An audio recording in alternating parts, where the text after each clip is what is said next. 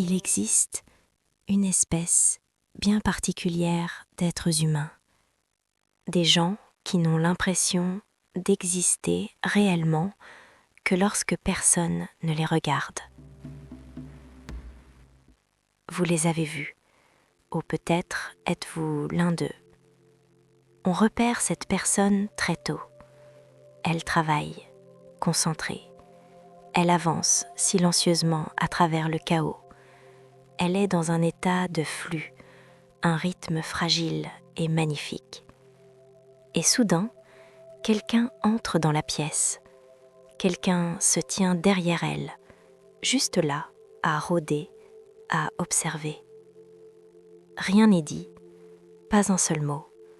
Mais l'air dans la pièce change, physiquement. Il devient plus lourd. C'est comme si la température chutait brutalement. Leurs mains ralentissent. Les muscles de leur cou se raidissent, se verrouillent comme un mécanisme de défense. Leur pensée, qui était vaste et expansive une seconde plus tôt, soudain se contracte. Elle devient petite, prudente. C'est étrange, n'est-ce pas ? Ils n'arrêtent pas de travailler. Pour un œil extérieur, rien n'a changé. Mais à l'intérieur, ils ont cessé d'être dans l'œuvre. Ils sont maintenant juste en train de jouer le rôle de celui qui travaille. Avec les années, ils ont appris à minimiser cela. Ils traitent ça comme un caprice sans importance. Ils disent des choses comme « je n'aime pas avoir quelqu'un dans mon dos » ou « je travaille mieux seul ».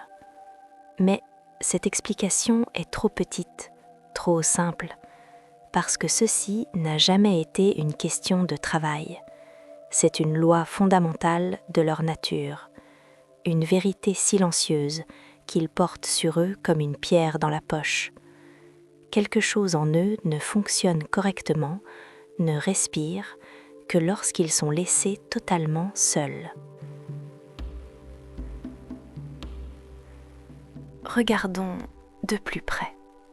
Ce n'est pas de l'anxiété sociale, ce n'est pas de la timidité, ce sont des monstres différents. Il s'agit d'architecture, l'architecture de l'esprit. Voyez-le ainsi. Certaines personnes s'épanouissent au soleil. Elles ont besoin de lumière, elles ont besoin des yeux des autres. Mais ce type de personne, elle ne fleurit pas sous l'attention, elle fleurit dans l'absence.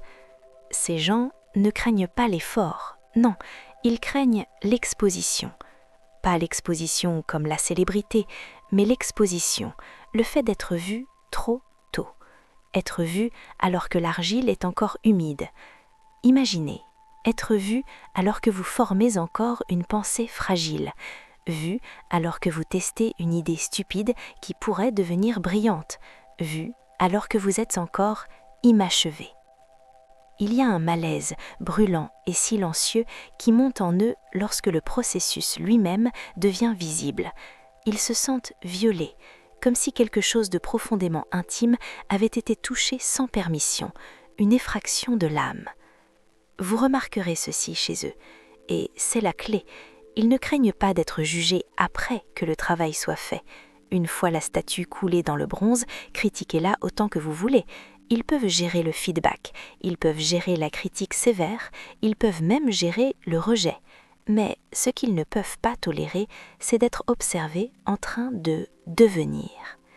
Il y a une ligne invisible tracée dans le sable de leur esprit qui dit « Laissez-moi exister dans ma propre forme d'abord. Laissez-moi me solidifier. Ensuite, et seulement ensuite, vous pourrez regarder. » Ce n'est pas de la fragilité, c'est de la structure.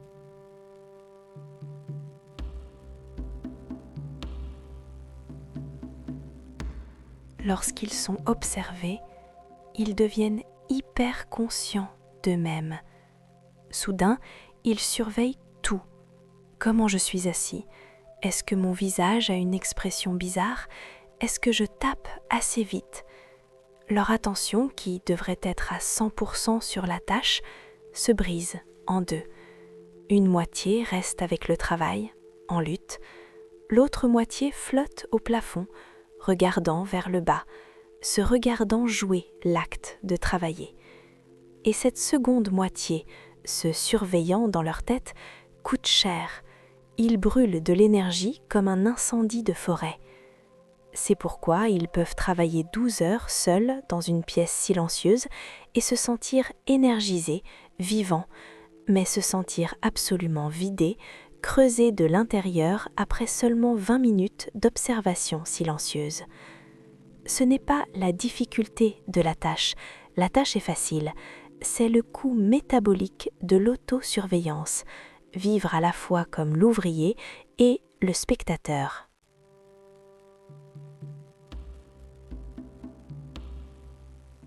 D'où cela vient-il ? Les gens comprennent mal ce type de personne, tout le temps. Ils supposent que l'hésitation signifie l'incertitude. Ils supposent que le silence signifie un manque d'idées. Ils supposent que la porte fermée signifie qu'il cache quelque chose de mauvais. Mais ils ratent la vérité. Ces gens ne se cachent pas. Ils sont en train d'incuber. Pensez à une graine. Vous mettez une graine dans la terre. Il fait noir, la terre est lourde, c'est silencieux. Cette graine a besoin de l'obscurité pour s'ouvrir. Si vous continuez à sortir la graine de la terre toutes les heures pour vérifier si elle pousse, vous la tuez. Ces gens ont souvent appris très tôt que l'attention n'était pas neutre. Ils ont appris qu'être remarqué signifiait être corrigé, ajusté, réparé. Ils ont appris que les yeux venaient avec des opinions attachées. Alors, leur système nerveux s'est adapté. Il est devenu intelligent. D'où cela vient-il ? Les gens comprennent mal ce type de personne, tout le temps. Ils supposent que l'hésitation signifie l'incertitude. Ils supposent que le silence signifie un manque d'idées. Ils supposent que la porte fermée signifie qu'il cache quelque chose de mauvais. Mais ils ratent la vérité. Ces gens ne se cachent pas. Ils sont en train d'incuber. Pensez à une graine. Vous mettez une graine dans la terre. Il fait noir, la terre est lourde, c'est silencieux. Cette graine a besoin de l'obscurité pour s'ouvrir. Si vous continuez à sortir la graine de la terre toutes les heures pour vérifier si elle pousse, vous la tuez. Ces gens ont souvent appris très tôt que l'attention n'était pas neutre. Ils ont appris qu'être remarqué signifiait être corrigé, ajusté, réparé. Ils ont appris que les yeux venaient avec des opinions attachées. Alors, leur système nerveux s'est adapté. Il est devenu intelligent. Il a appris à associer la sécurité à l'invisibilité. Pas disparaître du monde, non, juste rester hors de vue jusqu'à ce que l'armure soit enfilée. Et maintenant, regardez le monde moderne, un monde qui vénère la visibilité, un monde qui exige que vous montriez le désordre du processus, pas seulement le résultat. Pour eux, cela semble invasif. C'est comme essayer de dormir avec les projecteurs allumés.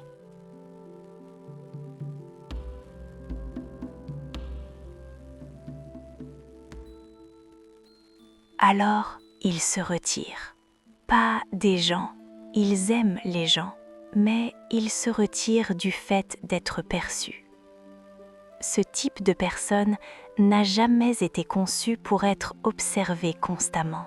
Il a été conçu pour qu'on lui fasse confiance. C'est la monnaie qu'ils échangent, pas l'attention, mais la confiance. La confiance de disparaître un moment dans la caverne, la confiance de lutter avec ses démons dans le noir et la confiance de revenir avec quelque chose qui a du sens. Alors, si vous êtes celui qui a besoin que la porte soit fermée, fermez-la. Ne vous excusez pas pour l'obscurité. C'est de là que vient la lumière. Mais ça, c'est une histoire pour une autre nuit.